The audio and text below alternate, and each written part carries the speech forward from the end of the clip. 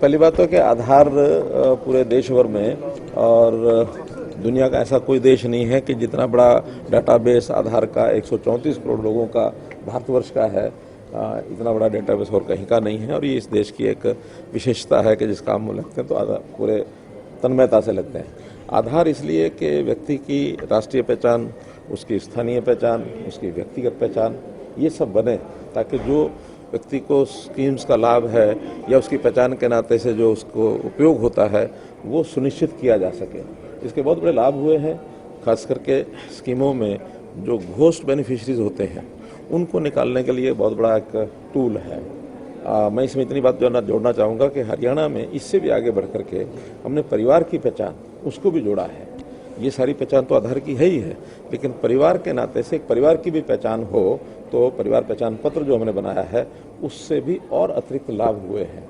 एक परिवार की कुल स्थिति जानने के बाद उस परिवार को किस चीज़ की आवश्यकता है, परिवार का इनकम लेवल क्या है, उस परिवार को स्कीमों का लाभ हम कैसे दे सकते हैं, ये सारा हमने किया है। और इसकी सराहना भी यूआईडी के लोग भी कर रहे हैं। देश में बाकी भी प्रांत इसको फॉलो करने के लिए वहाँ उनको कहा गया है कि हरियाणा के पहचान पत्र का अध्ययन करें और इस अनुसार आगे बढ़ें।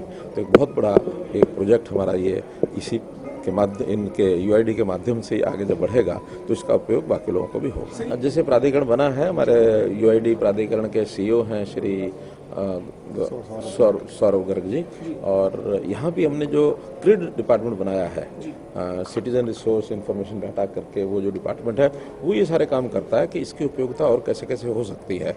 तो हर जगह अलग अलग व्यवस्था है, तो हमारे क्रिड की व्यवस्था बनी है वो अलग से डिपार्टमेंट केवल इसीलिए बनाया है कि परिवार पहचान पत्र उसके माध्यम से हम आगे क्या क्या लोगों को योजनाएं सेवाएं दे सकते हैं उसका लाभ उनको मिले, ये काम। सर इससे अलग सवाल है, 2012-13 की जो जेबीटी है उनको एक राहत सरकार की तरफ से दी गई है और आपने खुद कहा था कि सरकार सुप्रीम कोर्ट में मजबूती से रखा है।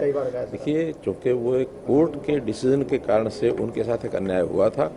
2 भर्तियां दोनों को मान्यता कोर्ट ने दे दी, पहले एक की मान्यता थी, फिर हमने कहा भी एक की मान्यता दूसरे के साथ नहीं मिलेगी, कोर्ट ने दूसरा भी मान्यता कर दी, फिर उन दोनों को मिला करके मेरिट के लोग रख लो, बाद में अभी जो नीचे लोग रह गए उनको बाहर कर दिया हाई कोर्ट ने।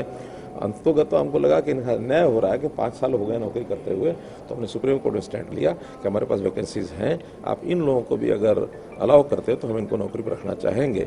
उन्होंने अलाउ कर दिया है और इतने सारे लोगों का भला हुआ है, उनके परिवार, उनकी नौकरी बच गई है, ये उसमें अच्छी बात है।